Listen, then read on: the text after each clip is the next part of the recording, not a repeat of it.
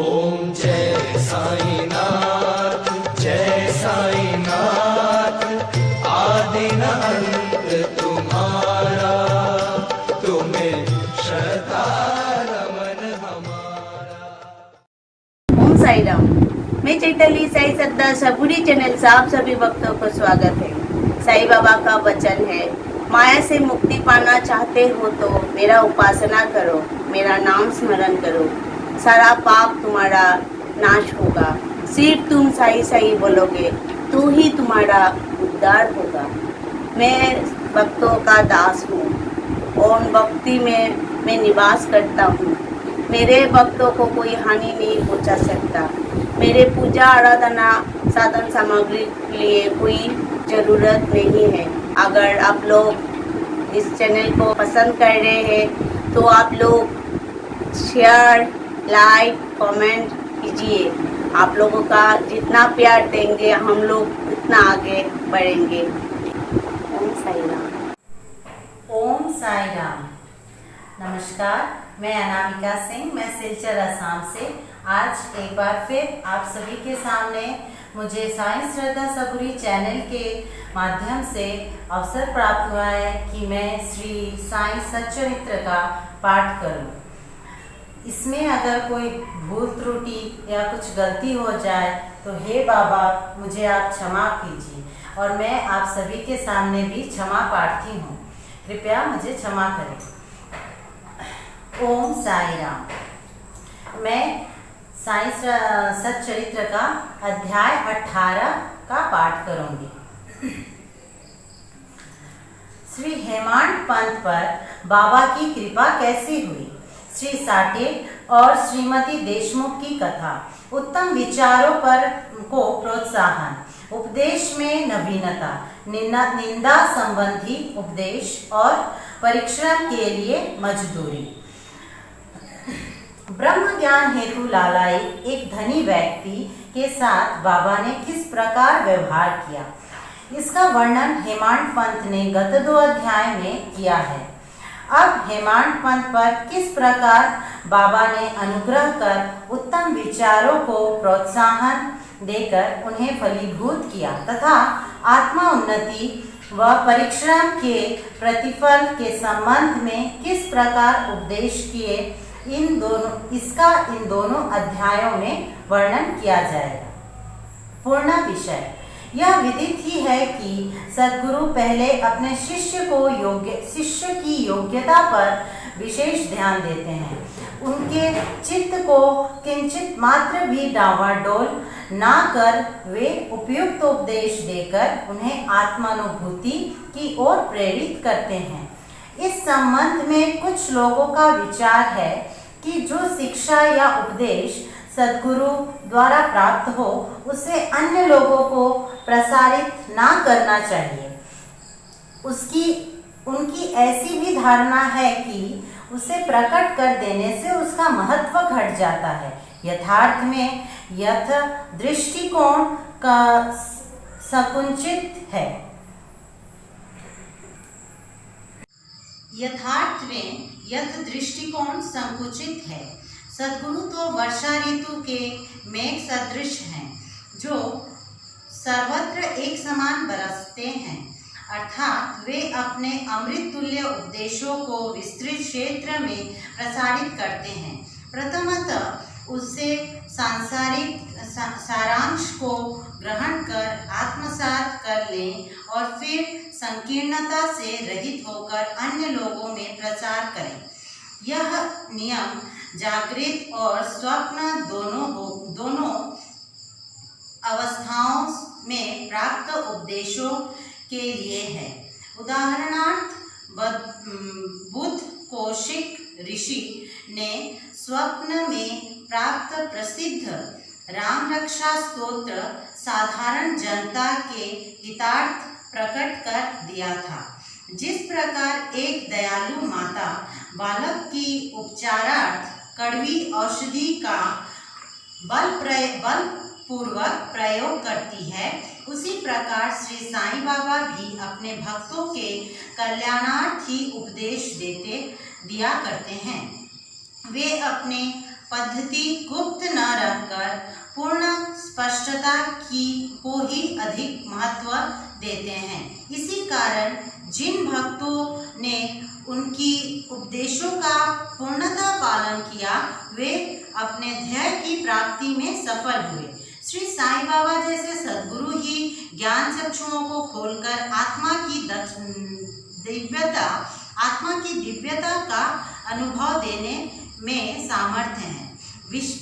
विषय वासनाओं से अशक्ति नष्ट कर वे भक्तों की इच्छाओं को पूर्ण कर देते हैं, जिसके फलस्वरूप ही ज्ञान और वैराग्य प्राप्त होकर ज्ञान की उपरोत्तर उन्नति होती रहती है। यह सब केवल उसी समय संभव है जब हमें सद्गुरु की सानिध्य प्राप्त हो तथा सेवा के पश्चात हम उसके प्रेम को प्राप्त कर सकें। तभी भगवान भी जो भक्त काम कल्पतरु हैं हमारे सहायतार्थ आ जाते हैं। वे हमें कष्टों और दुखों से मुक्त कर सुखी बना देते हैं। यह सब प्रगति केवल सद्गुरु की कृपा से ही संभव है, जो कि स्वयं ईश्वर के प्रतीक हैं। इसीलिए हमें सद्गुरु की खोज में सदैव रहना चाहिए। अब हम मुख्य विषय की ओर जाते हैं। श्री साठे, एक महानुभाव का नाम श्री साठे था। क्राफर्ड के शासनकाल में कई वर्ष पूर्व उन्हें कुछ ख्यातियां प्राप्त हो चुकी थी। इस शासन का बम्बई के गवर्नर लॉर्ड रे ने दमन कर दिया था। श्री साठे को व्यापार में अधिक हानि हुई और परिस्थितियां प्रतिकूल होने के कारण उन्हें बड़ा धक्का लगा। वे अत्यंत दुखित और निराश हो गए और अशांत होने के कारण उन्हें घर छोड़कर किसी एकांत स्थान के वास करने का विचार करने लगे। बहुधा मनुष्य को ईश्वर की स्मृति आपत्तिकाल तथा दुर्दिनों में ही आती है और उनका विश्वास भी ईश्वर की ओर ऐसे ही समय में बढ़ जाता है। तभी वे कष्टों के निवारणार्थ उनसे प्रार्थना करने लगते हैं। यदि उनके पाप कर्म शेष न रहे हों तो भगवान भी उनकी भेंट किसी संत से करा देते हैं, जो उनके कल्याणार्थ ही उचित मार्ग का निर्देश कर देते हैं। ऐसे ही श्री साठे के साथ भी हुआ। उनके एक मित्र ने उन्हें शिरडी जाने की सलाह दी, जहां मन की शांति प्राप्त करने और इच्छा पूर्ति के निमित्त देश के कोने कोने से लोगों के झुंड आ रहे हैं। उन्हें यह विचार अति रुचिकर प्रतीत हुआ और सन 1917 में वे शिरडी गए। बाबा के सनातन पूर्ण ब्रह्म दीप्तिमान निर्मल एवं विशुद्ध स्वरूप के दर्शन कर उनके मन की व्यग्रता नष्ट हो गई और उनका चित्त शांत एवं स्थिर हो गया। उन्होंने सोचा कि गत जन्मों में संचित शुभ कर्मों के फलस्वरूप ही आज मैं श्री साईं बाबा के पवित्र चरणों तक पहुँचने में समर्थ हो सका हूँ। श्री साठे दृढ़ संकल्प के व्यक्ति थे, इसीलिए उन्होंने शीघ्र ही गुरु चरित्र का पारायण प्रारंभ कर दिया। जब एक हफ्ता में ही चरित्र का प्रथम आवृत्ति समाप्त हो गई, तब बाबा ने उसी रात्रि को उन्हें एक स्वप्न दिया, जो इस प्रकार था। बाबा अपने हाथ में चरित्र लिए हुए हैं और श्री साठे को कोई विषय समझा रहे थे तथा श्री साठे सम्मुख बैठे ध्यानपूर्वक श्रवण कर रहे हैं। जब उनकी निद्रा भंग हुई तो स्वप्न के स्मरण कर वे बहुत प्रसन्न हुए। उन्होंने विचार किया कि यह बाबा की अत्यंत कृपा है जो इस प्रकार अचेतनावस्था में पड़े हुओं को जागृत कर उन्हें गुरु चरित्र का अमृत पान करने का अवसर प्रदान करते हैं।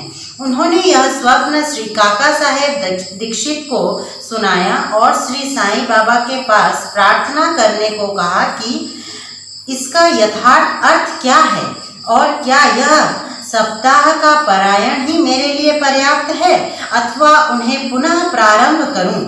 श्री काका साहेब दीक्षित ने उचित अवसर पाकर बाबा से पूछा कि हे देव, उस दृष्टांत से आपने श्री साठे को क्या उपदेश दिया है? क्या वे पारायण सप्ताह स्थगित कर दें? वे एक सरल हृदय व्यक्ति हैं, इसीलिए उनकी मनोकामना आप पूर्ण करें और हे देव, कृपा कर उन्हें इस स्वप्न का यथार्थ अर्थ भी समझा दें। तब बाबा बोले कि उन्हें गुरु चरित्र का 1 हफ्ता और पारायण करना उचित है। यदि वे ध्यान पूर्वक पाठ करेंगे तो उनका चित्त शुद्ध हो जाएगा और शीघ्र ही कल्याण होगा। ईश्वर भी प्रसन्न होकर उन्हें भव बंधन से मुक्त कर देंगे। इस अवसर पर श्री हेमांत पंत भी वहां उपस्थित थे और बाबा के चरण कमलों की सेवा कर रहे थे। बाबा के वचन सुनकर उन्हें विचार आया कि साठे के केवल 1 हफ्ता के पारायण से ही मनवांचित फल की प्राप्ति हो गई, जबकि मैं गत 40 वर्षों में गुरु चरित्र का पारायण कर रहा हूँ, जिसका परिणाम अब तक ना निकला।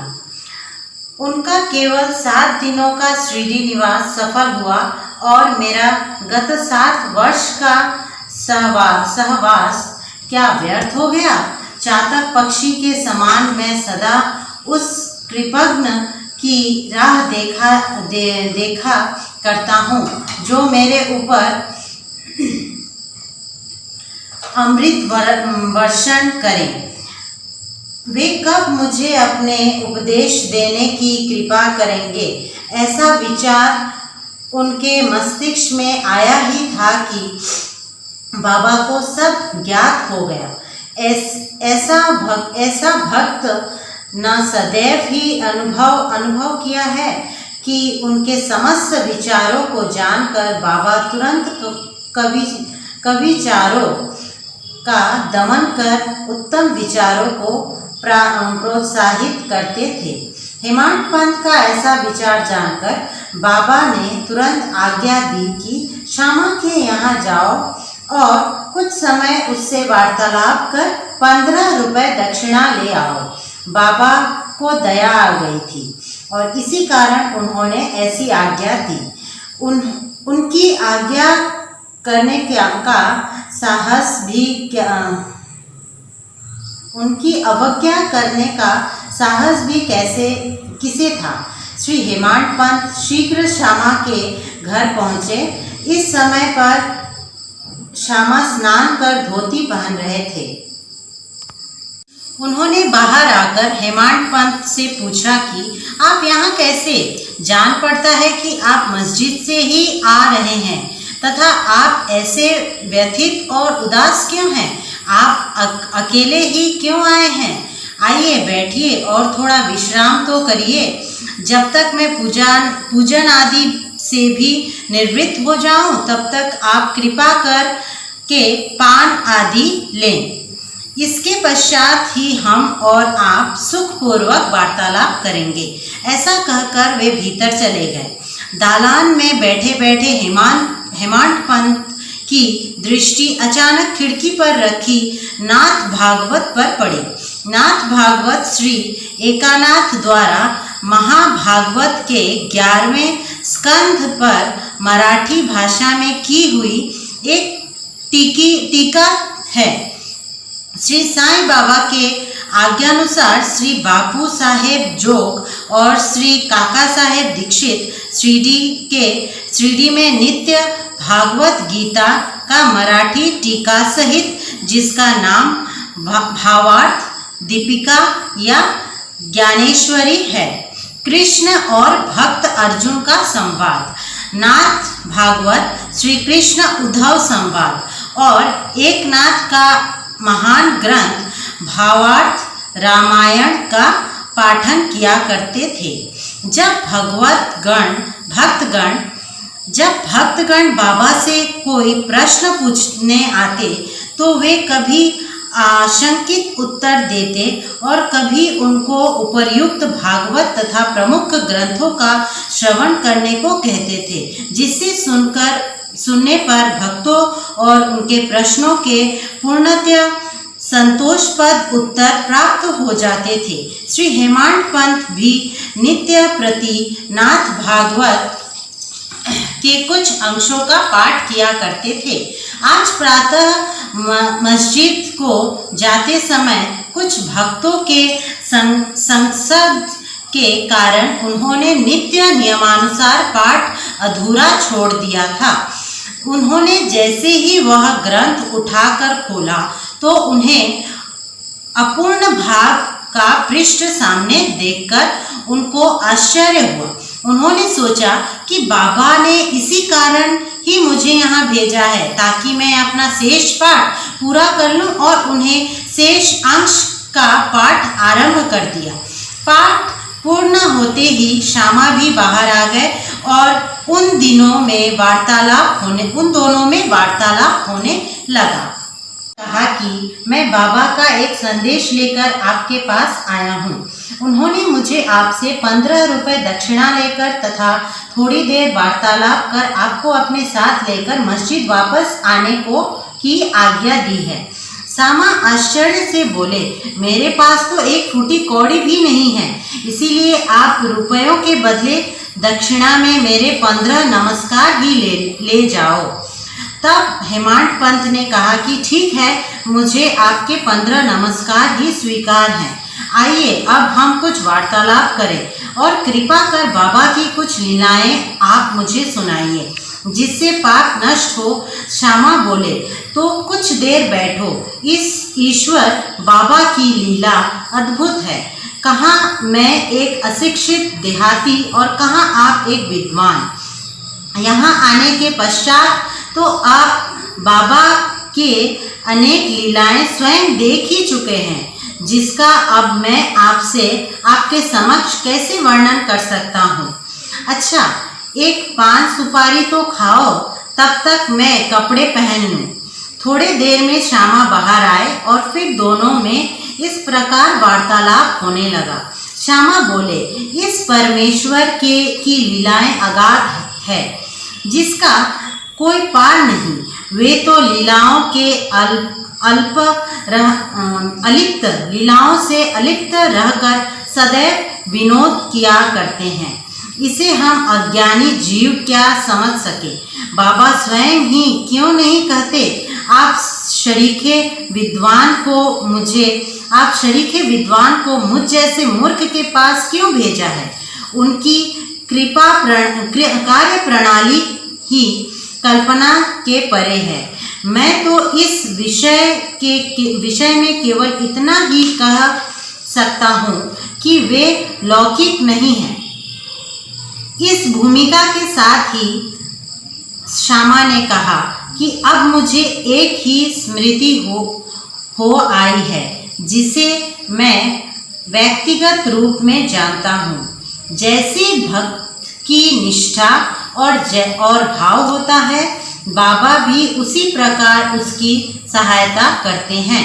कभी कभी तो बाबा भक्त की कठिन परीक्षा लेकर ही उसे उपदेश दिया करते हैं।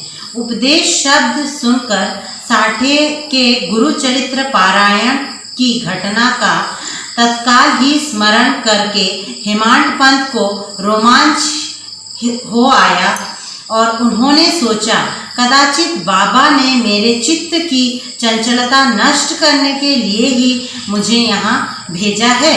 फिर भी वे अपने विचार प्रकट ना कर सामा की कथा को ध्यानपूर्वक सुनने लगे।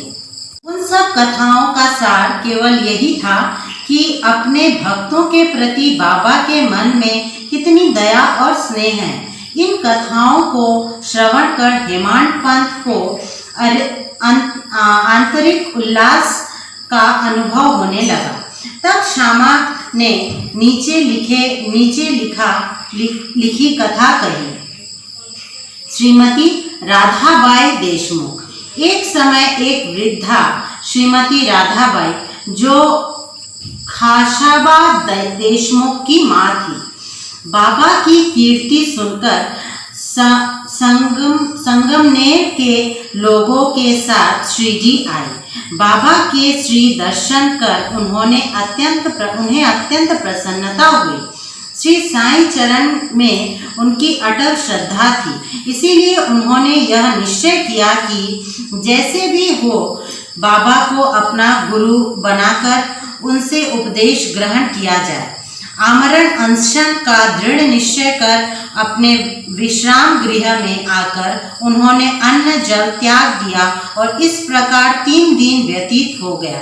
माधवराव देशपांडे इस वृद्धा की अग्नि परीक्षा से बिल्कुल भयभीत हो गए और बाबा से प्रथम प्रार्थना करने लगे कि देवा, आपने अब यह क्या आरंभ कर दिया है?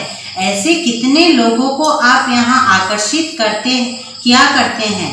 आप उस वृद्ध महिला से पूर्ण परिचित ही हैं जो हठपूर्वक आप पर आलंबित है। यदि आपने कृपा दृष्टि कर उसे उपदेश ना दिया, तो यदि दुर्भाग्यवश उसे कुछ हो गया तो लोग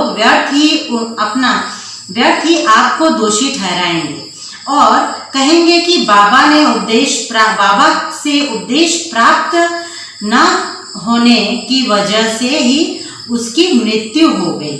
इसलिए अब दया कर उसे आशीष और उपदेश दीजिए। वृद्धा का ऐसा दृढ़ निश्चय देखकर बाबा ने उसे अपने पास बुलाया और मधुर उपदेश देकर उसकी मनोवृत्ति परिवर्तित कर कहा कि हे माता, क्यों व्यर्थ ही तुम यातना सहकर मृत्यु का आलिंगन करना चाहती हो? तुम मेरी माँ हो और मैं तुम्हारा बेटा। तुम मुझ पर दया करो और मुझे तो सदैव उन्हीं का ध्यान रहता था। अतः मेरा मन उनके चरण कमलों में लीन हो गया। यह हुई एक पैसे की दक्षिणा। धैर्य है दूसरा पैसा। मैं धैर्य पूर्वक बहुत काल तक परीक्षा कर गुरु सेवा करता रहा। यही धैर्य तुम्हें भी भवसागर से पार उतार देगा। धैर्य ही मनुष्य में मनुष्यत्व है। धैर्य धारण करने से समस्त पाप और मोह नष्ट होकर उसके हर प्रकार के संकट दूर होते तथा भय जाता रहता है। इसी प्रकार तुम्हें भी अपने ध्येय की प्राप्ति हो जाएगी। धैर्य तो गुणों की खदान व उत्तम विचारों की जननी है। निष्ठा और धैर्य 2 जुड़वा बहनों के समान ही है, जिसमें परस्पर प्रगाढ़ प्रेम है। मेरे गुरु मुझसे किसी वस्तु की आकांक्षा न रखते थे। उन्होंने कभी मेरे उपेक्षा न की, वरन सदैव रक्षा करते रहे।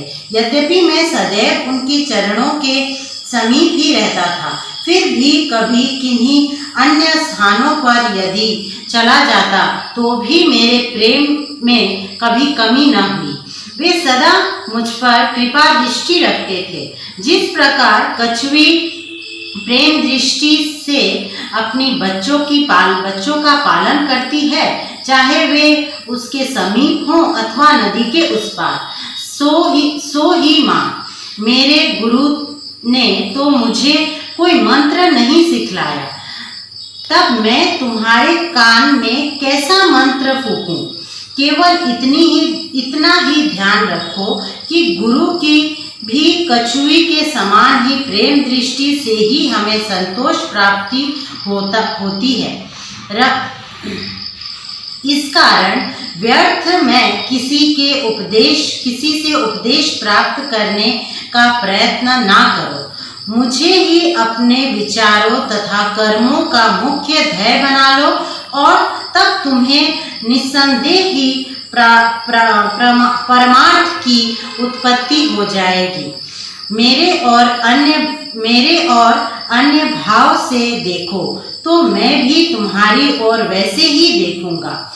मैं इस मस्जिद में बैठकर मैं सत्य ही बोलूंगा कि किन्हीं साधनाओं या शास्त्रों के अध्ययन की आवश्यकता नहीं, वरन केवल गुरु में विश्वास ही पर्याप्त है। पूर्ण विश्वास रखो कि गुरु ही करता है और वह धन्य है जो गुरु की महानता से परिचित हो। उसे हर और ब्रह्म का अवतार समझा जाता है। इस प्रकार समझाने से वृद्ध महिला को सांत्वना मिली और उसने बाबा को नमन कर अपना उपवास त्याग दिया। यह कथा ध्यान पूर्वक एकाग्रता से श्रवण कर तथा उसके उपर्युक्त अर्थ पर विचार कर हेमांड पंत को बड़ा आश्चर्य हुआ। उनका हृदय भर आया और उन्हें रोमांच हो उठा। अत्यंत आनंद विभोर हो जाने से उनका कंठ रुंध गया और वे मुख से एक शब्द भी न बोल सके। उनकी ऐसी स्थिति देख श्यामा ने पूछा, आप ऐसे स्तब्ध क्यों हो गए हैं? बात क्या है? बाबा की तो इस प्रकार की लीलाएं अनगिनत हैं, जिसका वर्णन मैं किस मुंह से करूं। ठीक उसी समय मस्जिद में घंटानाद होने लगा, जो कि मध्यम पूजन तथा आरती के आरंभ का ज्ञातक था। तब श्यामा और हेमांड पंत भी शीघ्र ही मस्जिद की ओर चले गए। बापू साहेब जोग ने पूजन आरंभ कर दिया था। स्त्रियां मस्जिद के ऊपर खड़ी थी और पुरुष वर्ग नीचे मंडप में। सब उच्च स्वर में वाद्यों के साथ साथ आरती गा रहे थे तथा हेमांड पंत के हाथ पकड़े हुए श्यामा भी ऊपर पहुंचे और वे बाबा के दाहिनी ओर तथा हेमांड पंत बाबा के सामने बैठ गए। उन्हें देख बाबा ने श्यामा से लाई हुई दक्षिणा देने को कहा। तब हेमांड पंत ने उत्तर दिया कि रुपए के बदले श्यामा ने मेरे द्वारा आपको 15 नमस्कार भेजे हैं तथा स्वयं ही यहाँ आकर उपस्थित हो गए हैं। बाबा ने कहा, अच्छा ठीक है, तो अब मुझे यह बताओ कि तुम दोनों में आपस में किस विषय पर वार्तालाप हुआ। तब घंटे, ढोल और सामूहिक गान की ध्वनि की चिंता न करते हुए हेमांड पंत उत्कंठा पूर्वक उन्हें वह वार्तालाप सुनाने लगे। बाबा भी सुनने की अति उत्सुक थे, इसीलिए वे तकिया छोड़कर थोड़ा आगे झुक गए। हेमांड पंत ने कहा कि वार्ता अति सुखदायी थी। विशेषकर उस वृद्ध महिला की कथा तो ऐसी अद्भुत थी कि जिसे श्रवण कर मुझे तुरंत ही विचार आया कि आपकी लीलाएं अगाध है और इस कथा की ही ओट में आपने मुझ पर विशेष कृपा की है। तब बाबा ने कहा, वह तो बहुत ही आश्चर्यपूर्ण है। अब मेरे तुम पर कृपा कैसे हुई, इसका पूर्ण विवरण सुनाओ। कुछ काल पूर्ण सुना वार्तालाप जो उसके हृदय पलट अंकित हो चुका था,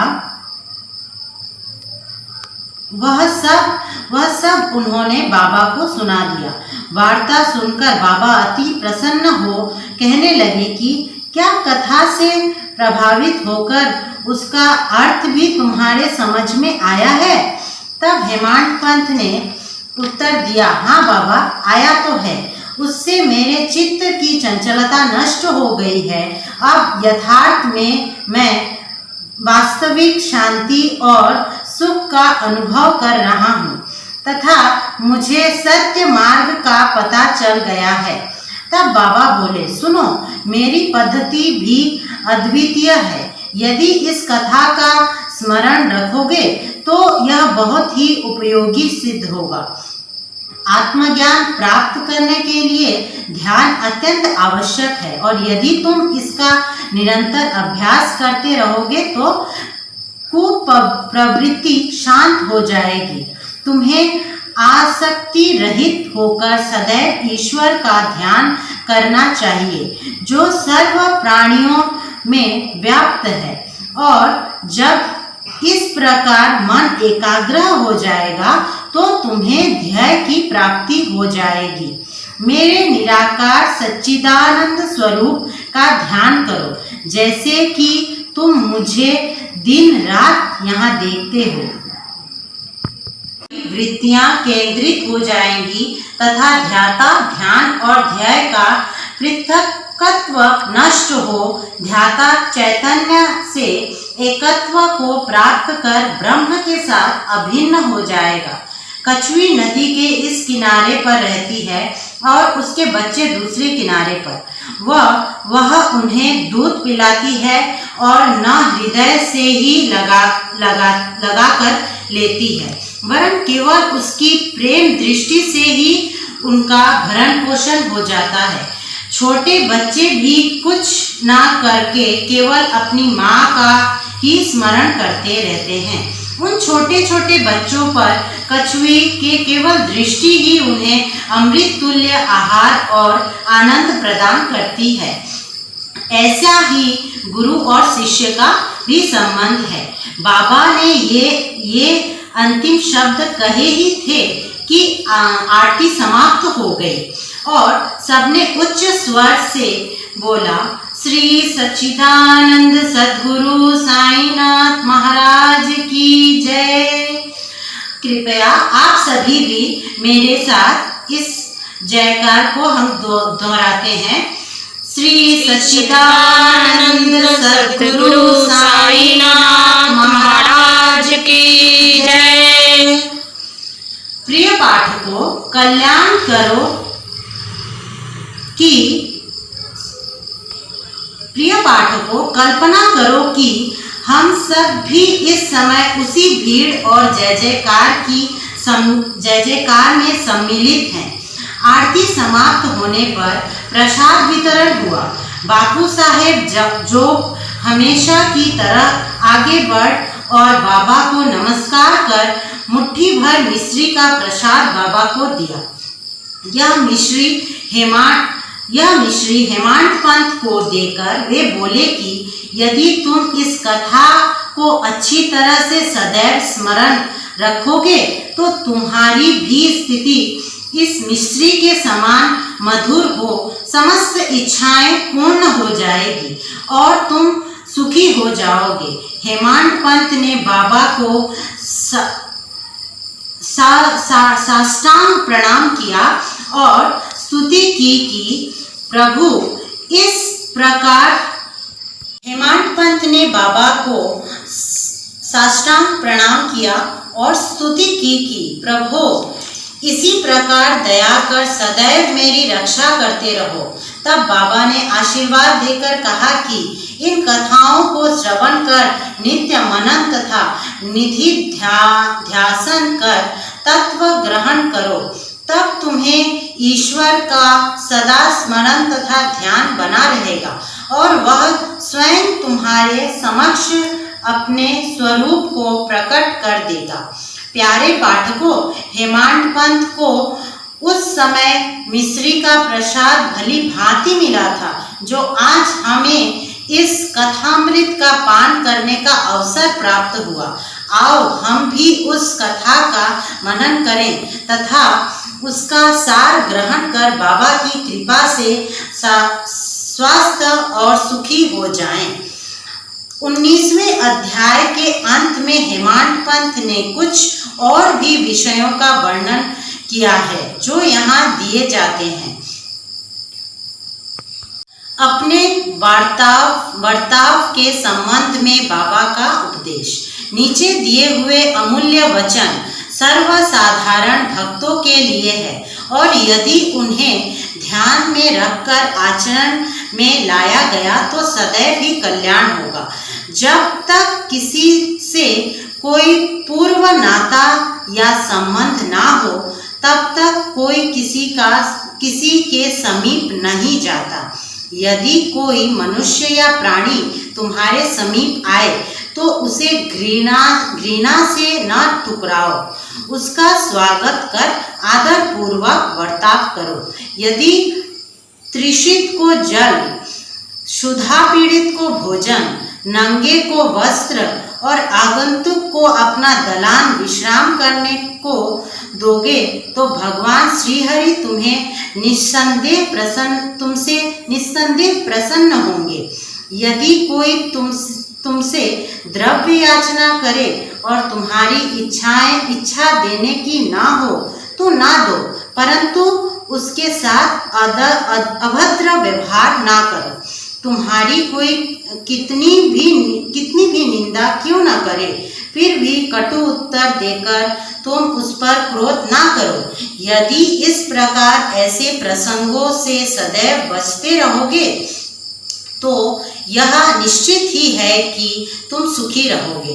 संसार चाहे उलट पलट हो जाए परंतु तुम्हें स्थिर रहना चाहिए। सदा अपने स्थान पर दृढ़ रहकर गतिमान दृष्टि को शांतिपूर्वक देखो।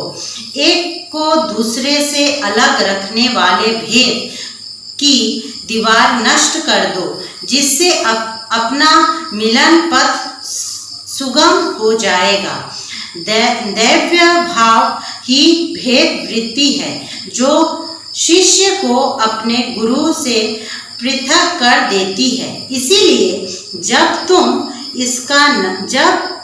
तक इसका नाश ना हो जाए तब तक अभिन्नता प्राप्त करना संभव नहीं है। अल्लाह मालिक अर्थात ईश्वर ही सर्वशक्तिमान है और उसके सिवा अन्य कोई संरक्षण करता नहीं है। उनकी कार्य प्रणाली अलौकिक, अनमोल और कल्याण से परे है। उनकी इच्छा से ही सब कार्य होते हैं। वे ही मार्ग प्रदर्शन कर सभी इच्छाएं पूर्ण करते हैं। ऋणानुबंध के कारण ही हमारा समागम होता है। इसीलिए हमें परस्पर प्रेम कर एक दूसरे की सेवा कर सदैव संतुष्ट रहना चाहिए। जिसने अपने जीवन का ध्येय पा लिया है वे धन्य और सुखी है। दूसरे तो केवल कहने को ही जब तक प्राण है तब तक जीवित हैं। श्री सद्गुरु साईनाथ पूर्णमस्तु। शुभम भवतु। ओम साई राम। अंत में हम साई वंदना करेंगे। ओम साई नमो नमः। श्री साई नमो नमः। जय जय साई नमो नमः। सद्गुरु साई नमो नमः। ओम साई नमो नमः। श्री साई नमो नमः। जय जय साई नमो नमः। सद्गुरु साई नमो नमः। ओम साई राम। श्री सच्चिदानंद सद्गुरु साईनाथ महाराज की जय। धन्यवाद। एक बार फिर मैं इस साई श्रद्धा सद्गुरु चैनल को अत्यंत मैं आभारी हूँ इनके कि मुझे आज इतना बड़ा सुख प्राप्त हुआ यह अध्याय पढ़कर। आशा करती हूँ कि आगे फिर से मुझे यह अवसर अवश्य प्राप्त होगा। ओम साई राम।